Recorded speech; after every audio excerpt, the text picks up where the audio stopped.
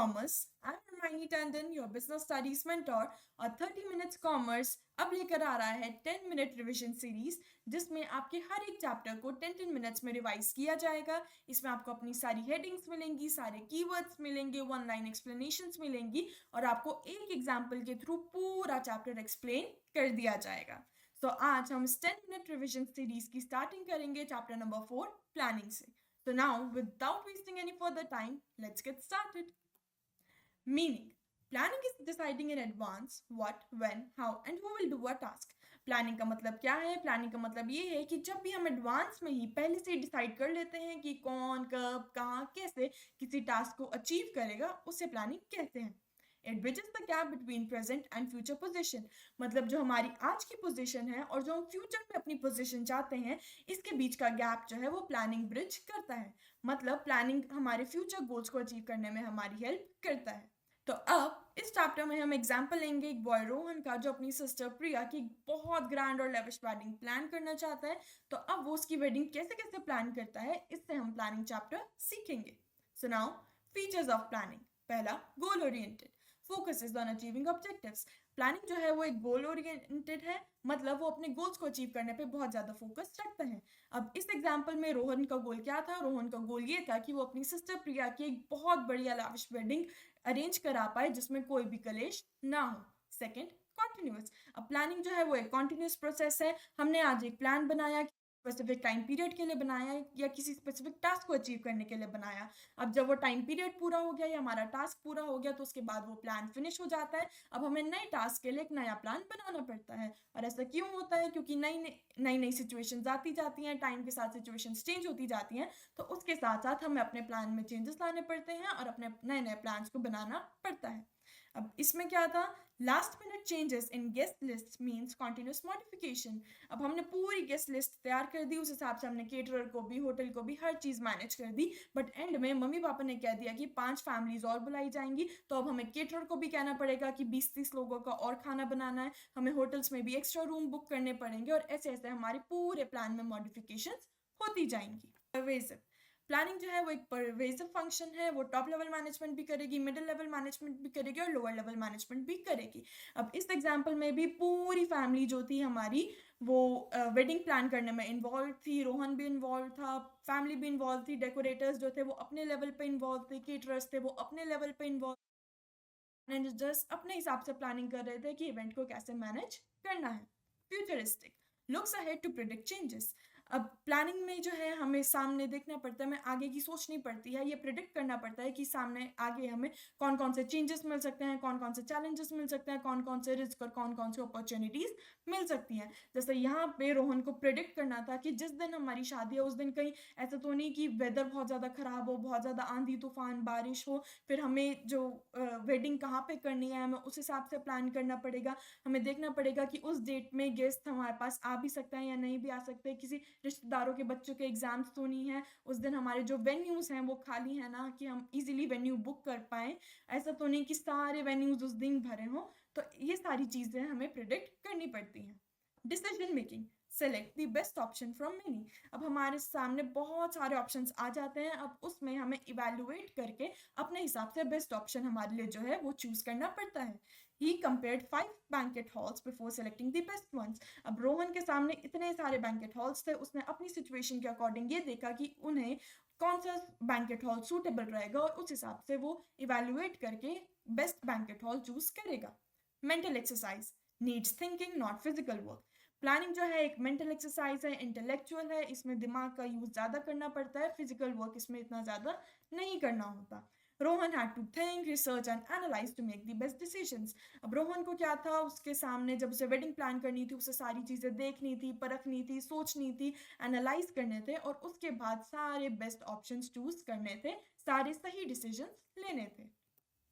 Importance of planning, reduces uncertainty, prepares for future risk। अब जब planning में हम ये देखेंगे कि हम इवेलुएट कर पाएंगे, हम प्रिडिक्शंस लगा पाएंगे कि हमें फ्यूचर में कौन कौन से चेंजेस, चैलेंजेस, अपॉर्चुनिटीज और रिस्क मिल सकते हैं, तो इससे हम पहले से ही आने वाले रिस्क के लिए प्रिपेयर हो जाएंगे। जैसे Rohan booked a backup indoor venue in case of rain. अब रोहन ने ये देख लिया कि शायद उस दिन शादी वाले दिन बारिश हो सकती है, तो उसने बाहर के वेन्यू के साथ साथ एक अंदर वाला वेन्यू भी बुक कर लिया कि इन केस अगर उस दिन बारिश हो सकती है तो उसकी सारी मेहनत, सारी वेडिंग पानी में ना बह जाए। इसलिए उसने इंडोर भी बुक कर लिया ताकि इन केस बाहर वेडिंग नहीं हो पाती तो अंदर वेडिंग हो पाएगी। इससे उसने अपने आप को फ्यूचर रिस्क के लिए पहले से ही प्रिपेयर कर लिया। Efficient use of resources, no wastage of time and money. Planning ये इंश्योर करता है कि हम बिना पैसा और टाइम ज़्यादा खर्च किए उन्हें सही तरीके से यूटिलाइज करके सही डिसीजंस ले पाए। Budget was allocated properly to venue, food and decorations. अब हमने फूड भी देखना है, हमें डेकोरेशंस भी देखनी है, हमें वेन्यू भी देखना है, तो सबको हमने सही सही तरीके से उनके अकॉर्डिंग बजट एलोकेट कर दिया। ऐसा नहीं कि हम किसी पे ज़्यादा कर रहे हैं, बहुत ज़्यादा ज़रूरत से ज़्यादा खर्च कर रहे हैं, और किसी पे ज़रूरत से ज़्यादा कम खर्च कर रहे हैं। Better coordination aligns different departments. Planning ये इंश्योर करता है कि हमारे जितने भी अलग अलग अलग डिपार्टमेंट्स हैं ऑर्गेनाइजेशन में, उनका कोऑर्डिनेशन आपस में बहुत अच्छा हो, उनका टीम वर्क आपस में बहुत अच्छा हो, वो ढंग से कम्युनिकेट करके आपस में सही से काम कर पाए जिससे ऑर्गेनाइजेशन के गोल्स अचीव हो पाए। Task were divided, mom handle food, dad manage guest and he supervise everything. अब इसमें क्या था, वेडिंग प्रिपरेशन में रोहन ने सारे टास्क को डिवाइड कर दिया था। जैसे मम्मी जो थी वो खाने का डिपार्टमेंट संभाल रही थी, पापा जो थे वो गेस्ट के डिपार्टमेंट संभाल रहे थे, और रोहन जो था वो सारी चीज़ों को सुपरवाइज कर रहा था। Guides decision making, clear direction for managers. अब जब हमने प्लानिंग में ये देख लिया, ये बता दिया कि हमें कौन कौन से गोल्स कैसे कैसे अचीव करने हैं, तो मैनेजर्स को भी एक सही डायरेक्शन मिल जाती है, उन्हें भी पता लग जाता है कि मुझे किस डायरेक्शन में कैसे डिसीजन लेने हैं। जैसे इसमें when choosing between a DJ and a live band, planning helped him pick based on budget and guest preferences. अब यहाँ पे रोहन को डिसाइड करना था कि उसे डीजे बुक करना है या एक लाइव बैंड बुक करना है, तो बेस्ड कि उसके पास बजट कितना है और गेस्ट क्या क्या प्रेफर करते हैं, इस बेसिस पे रोहन ने बहुत अच्छा डिसीजन लिया अपनी सिचुएशन के according. Promotes creativity, encourages new ideas. Planning क्या करता है, प्लानिंग नए नए क्रिएटिव, इनोवेटिव और बढ़िया बढ़िया आइडियाज को encourage करता है। इसमें रोहन ने अपनी बहन की वेडिंग के लिए एक बॉलीवुड थीम्ड संगीत पार्टी डिजाइन करी जिससे सबको बहुत ज्यादा मजा आए। इसमें उसने अपनी क्रिएटिविटी, इनोवेटिविटी दिखाई। Facilitates control, helps compare actual versus plan performance. जब हमने बता दिया कि प्लानिंग में हमें किस टाइम तक कौन कौन से गोल्स अचीव करने हैं, जब हमारे पास ये स्टैंडर्ड्स मिल गए, हमें ये बेंचमार्क मिल गया, तो उससे हम कंपेयर बहुत इजीली कर पाते हैं कि अभी की जो हमारी परफॉर्मेंस है वो हमारे बेंचमार्क के अकॉर्डिंग चल रही है या नहीं चल रही है, या अभी इसमें कोई कोई चेंजेस करने की ज़रूरत है। यानी एवरी वीक ही check if things were going as per plan. Rohan हर वीक चेक करता रहता था कि हमारे प्लान के अकॉर्डिंग चीज़ें जा रही हैं या नहीं जा रही, और अगर नहीं जा रही तो उनमें कौन कौन से चेंजेस करने की ज़रूरत है। Limitations of planning, rigid, once make difficult to change. अब प्लानिंग के साथ ये बहुत बड़ा ड्रॉबैक है कि प्लान्स हमारे बहुत ज़्यादा रिजिड होते हैं, एक बार बना दो तो इन्हें चेंज करना बहुत ज़्यादा मुश्किल हो जाता है। The wedding was set for Sunday, but last minute changes weren't easy.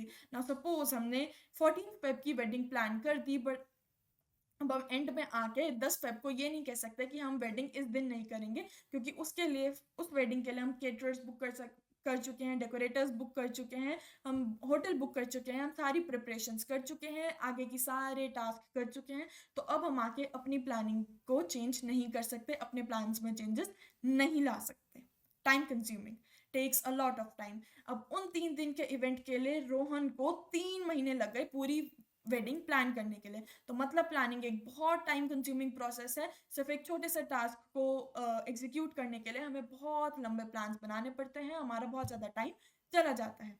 Costly, needs money, experts and data collection. अब हमें कोई भी कॉम्प्रिहेंसिव प्लान बनाने के लिए हम रैंडमली कोई भी प्लान नहीं बना सकते, उसके लिए हमें डेटा चाहिए, और डेटा के लिए हमें कॉस्ट चाहिए, मतलब हमें पैसा चाहिए, हमें अलग अलग एक्सपर्ट से डिस्कशंस करने पड़ेंगे, हमारी मीटिंग्स होंगी, उसके लिए हमें बहुत ज़्यादा पैसा खर्च हो जाता है। इसमें wedding planners, backup venue and printed invitations added extra cost. अब वेडिंग प्लान करी है हमने, तो वेडिंग प्लानर्स को भी हमें बहुत सारे पैसे देने पड़ेंगे, हमने जो बैकअप में वेन्यू बुक किया हमें उसे बहुत ज़्यादा पैसे देने पड़ेंगे, और हमने जो कार्ड्स बांटे लोगों को प्रिंटेड इन्विटेशन थे उसमें भी हमारे बहुत ज़्यादा पैसे लग गए। May not work in a dynamic environment, can not predict uncertainties. अब प्लानिंग में हम कोशिश करते हैं कि हम आने वाले फ्यूचर के सारे रिस्क और अपॉर्चुनिटीज़ को आइडेंटिफाई कर पाएँ, उन्हें प्रिडिक्ट कर पाएँ, बट ये ज़रूरी नहीं है कि हम सारी चीज़ों को पहले से ही प्रिडिक्ट कर पाएंगे। हो सकता है at the very last moment at random कोई ना कोई चीज़ हो जाए जिससे हमें बहुत ज़्यादा नुकसान हो, जिससे हमारी प्लानिंग में दिक्कत हो जाए और हमारी प्लानिंग सारी फेल हो जाए। जैसे unexpected strike by decorators cause last minute change in decoration plans. अब हमने 3 महीने रोहन ने पूरी बढ़िया प्लानिंग करी, लेकिन एंड मोमेंट पे जिस दिन फंक्शन था उस दिन डेकोरेटर्स ने स्ट्राइक कर दी और उसकी डेकोरेशन होने से रह गई। Reduces creativity, employees just follow plans less innovation. अब जब हमें अपर लेवल मैनेजमेंट ये कह देगी, ये बता दे कि हमें कौन सा टास्क कैसे कब करना है, तो उससे जो एम्प्लॉयज है वो अपनी क्रिएटिविटी यूज़ नहीं करते, अपनी इनोवेटिविटी यूज़ नहीं करते, उन्हें जैसा बताया जाता है वो वैसा वैसा काम करते जाते हैं। No guarantee of success, planning is helpful but not foolproof. It is a tool to guide decisions, not a guaranteed path to success. अब प्लानिंग जो है वो 100% हमें सक्सेस नहीं दिलाता, ये 100% सक्सेस की गारंटी नहीं करता। प्लानिंग हमें हेल्प करता है कि हम सही डिसीजंस ले सकें, सही पाथ पे रहें, बट ये बिल्कुल फुल प्रूफ नहीं होता। इसका मतलब ये नहीं होता कि अगर हमारी प्लानिंग सही है तो हमें 100% एंड रिजल्ट्स भी मिलेंगे। जैसे वेडिंग में डीजे का साउंड सिस्टम फेल हो गया, डीजे वाली नाइट, तो डीजे हमारा सारा बेकार हो गया। ऑल्दो हमने पूरी प्लानिंग करी थी, बट ये एंड में अनएक्सपेक्टेड चीज ने हमारा पूरा प्लान फेल कर दिया, यानी हमारा सक्सेस जो था वो 100% गारंटेड नहीं था। प्लानिंग प्रोसेस, पहला सेटिंग ऑब्जेक्टिव्स, मतलब ये देखना कि हमें क्या क्या चीजें अचीव करनी है। इसमें रोहन को क्या करना था अचीव, एक ड्रीम वेडिंग जो बिना किसी क्योस के बिना किसी कलेश के हो जाए। Second, developing premises, assumptions about the future, future में होने वाले रिस्क, चैलेंजेस और अपॉर्चुनिटीज को आइडेंटिफाई करना, उन्हें प्रेडिक्ट करना हमारा डेवलपिंग प्रेमिसेस होता है। जैसे यहाँ रोहन ने अज्यूम किया कि शादी में 300 गेस्ट आने वाले हैं, तो उसके अकॉर्डिंग ही रोहन ने उनका खाने पीने रहने का सारा इंतजाम किया। Identifying alternatives, finding different ways, अब जब हमने ये प्रिडिक्ट कर लिया कि फ्यूचर में हमें कौन कौन से रिस्क, कौन कौन से चैलेंजेस और कौन कौन सी अपॉर्चुनिटीज़ मिल सकती हैं, तो उससे डील करने के लिए हमें अलग अलग ऑप्शंस देखने पड़ते हैं, अलग अलग ऑल्टरनेटिव्स निकालने पड़ते हैं। इसमें रोहन ने जो है वो डिफरेंट केटरर्स, डिफरेंट डेकोरेटर्स और डिफरेंट डिफरेंट वेन्यूज़ को कंसिडर किया था कि मेरे को उस दिन कौन कौन सी चीज़ें मेरे लिए ऑप्शन में रह सकती हैं। Next, evaluating alternatives, checking pros and cons. अब हमारे सामने जितने भी ऑल्टरनेटिव्स हैं, जितने भी ऑप्शंस हैं, उसके हम सारे फायदे देखेंगे और सारे नुकसान को भी कंसिडर करेंगे। He compared cost, quality and reviews of each option. Rohan ने क्या किया, हर एक ऑप्शन के कॉस्ट को कंपेयर किया, उसकी क्वालिटी को कंपेयर करा और उनके रिव्यूज को कंपेयर किया ताकि वो सही डिसीजन ले पाए। Selecting the best alternative, most suitable choice. अब जब हमने सारे ऑप्शंस को, सारे ऑल्टरनेटिव्स को इवेल्युएट कर लिया, तो हमें पता चल जाएगा कि हमारे लिए कौन सा ऑप्शन बेस्ट है, हमारी सिचुएशन में हमें कौन सा ऑप्शन जो है, कौन सा ऑल्टरनेटिव जो है वो सबसे ज़्यादा फायदेमंद रहेगा। He finalized the Royal Banquet as the venue. अब जब उसने सबके कॉस्ट, क्वालिटी और रिव्यूज चेक कर लिए, सबको आपस में कंपेयर कर लिया, तो उसे ये समझ आया कि उसके लिए रॉयल बैंक्वेट जो है वो मोस्ट अप्रोप्रिएट वेन्यू रहेगा। Implementing the plan, putting it to action. अब जब हमने ये डिसाइड कर लिया कि हमारे लिए सबसे बेस्ट ऑप्शन क्या रहेगा, अब उस ऑप्शन को एक्शन में लाना भी होता है हमारा implementing the plan. Follow up and control, checking progress, making changes if needed. अब जब हमने सारी इम्प्लीमेंट करना स्टार्ट कर दिया प्लान को, उसके बाद हमें ये भी चेक करते रहना है कि हमारा प्लान जो है वो सही से सही प्रोग्रेस कर रहा है या नहीं, या उसमें कोई कोई चेंजेस की नीड तो नहीं है। He checked with everyone daily to avoid last minute surprises. अब रोहन जो था वो डेली सब पे चेक करता था कि सारे अपना काम सही से कर रहे हैं या नहीं, या कोई जो है वो गलत काम तो नहीं कर रहा, वो सही डायरेक्शन में सारे सारे काम चल रहे हैं या नहीं, कहीं ऐसा ना हो कि उसे लास्ट मिनट शॉक मिलने शुरू हो जाए। Now our next topic is types of plans. अब जो हमारे प्लान्स होते हैं वो दो टाइप्स के होते हैं, स्टैंडिंग प्लान्स और single use plan. Standing plan वो प्लान्स होते हैं जिन्हें हम बार बार यूज कर सकते हैं, और सिंगल यूज प्लान्स वो प्लान्स होते हैं जो एक स्पेसिफिक इवेंट या स्पेसिफिक टाइम पीरियड के लिए बनाए जाते हैं, और वो इवेंट या टाइम पीरियड खत्म होते ही वो प्लान भी बेकार हो जाते हैं और हम उन्हें बार बार यूज नहीं कर सकते। तो अब हमारे प्लान्स जो होते हैं वो आगे गिवन है। पहला, ऑब्जेक्टिव्स। ऑब्जेक्टिव्स हमारे क्या होते हैं, वो हमारे गोल्स जो हम अचीव करना चाहते हैं उन्हें हम ऑब्जेक्टिव्स कहते हैं। अब इस एग्जांपल में रोहन क्या अचीव करना चाहता था, वो एक grand well manage wedding organise करना चाहता था जो बिना किसी कलेश के समाप्त हो जाए। Second, strategy. अब हमारा जो एक ओवरऑल प्लान होता है उसे हम स्ट्रैटेजी कहते हैं। अब यहाँ क्या था, book a luxurious venue, hire the best caterers and follow a Bollywood theme. अब वो चाहता था कि जो वेडिंग है उसमें हम बहुत बढ़िया सा वेन्यू भी बुक करें, केटरर्स भी हमारे बेस्ट हों और एक बॉलीवुड थीम बढ़िया सी वेडिंग प्लान हो जाए। Third, policy. अब पॉलिसी क्या होती है, हमारी जनरल गाइडलाइंस जिन्हें हम किसी भी ऑर्गेनाइजेशन में फॉलो करते हैं। Only vegetarian food will be served at all the wedding functions. अब उसकी वेडिंग की पॉलिसी क्या थी, उसकी सिस्टर की वेडिंग की पॉलिसी ये थी कि उसके वेडिंग के फंक्शंस में सिर्फ वेजिटेरियन खाना होगा, नॉन वेजिटेरियन खाना सर्व नहीं होगा। Fourth, procedure. जब हम किसी टास्क को स्टेप बाय स्टेप प्रोसेस से करते हैं उसे हम प्रोसीजर कहते हैं। इसकी वेडिंग में था कि पहले हल्दी होगी, फिर मेहंदी होगी, फिर डीजे होगा, फिर वेडिंग होगी और फिर रिसेप्शन होगी, यानी एक फिक्स्ड सीक्वेंस ऑफ इवेंट्स होंगे। Fifth, rules. स्ट्रिक्टली जो हम चीज़ें कर सकते हैं और नहीं कर सकते जब हमें ये बता दी जाती हैं तो वो हमारे रूल्स होते हैं। अब इसकी वेडिंग के रूल्स क्या थे कि सारे वेंडर्स को 2 घंटे पहले इवेंट से आना है ताकि सारी प्रिपरेशन स्मूथली हो जाए, और अगर ये रूल है तो मतलब वेंडर्स को पहुंचना ही पड़ेगा। Sixth, method. अब किसी टास्क को करने के लिए कोई बेस्ट टेक्निक क्या हो सकती है, वो हमारा मेथड होता है। अब यहाँ पे था, follow a specific way of arranging seating to accommodate all the guest comfortably. उसने कहा कि मैं अपनी बहन की वेडिंग में सिटिंग अरेंजमेंट एक पर्टिकुलर टाइप, एक स्पेसिफिक टाइप का रखूंगा जिससे सारे गेस्ट जो हैं वो आराम से बैठ पाए और वेडिंग के फंक्शन को एंजॉय कर पाए। Seventh, budget, financial plan. 15 lakhs allocated for venue, food, decorations and photography।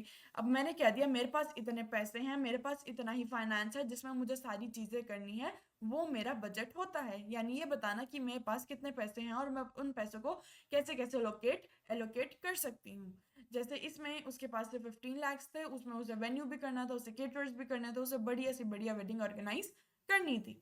And at and the last, programme, detailed action plan. अब जो हम प्लान कर रहे हैं उसे जब हम एक्शन में लाएंगे, जब वो पूरी डिटेल्ड तरीके से, कॉम्प्रिहेंसिव तरीके से लिखा होता है, उसे हम प्रोग्राम कहते हैं। जैसे यहाँ पे था कि मम्मी जो है वो फूड हैंडल करेंगी, डैड जो है वो गेस्ट हैंडल करेंगे, और जो रोहन है वो पूरा इवेंट जो है, पूरी वेडिंग जो है वो सुपरवाइज करेगा। सो नाउ थैंक यू, हमने आज प्लानिंग चैप्टर फटाफट जो है वो रिवाइज कर लिया है।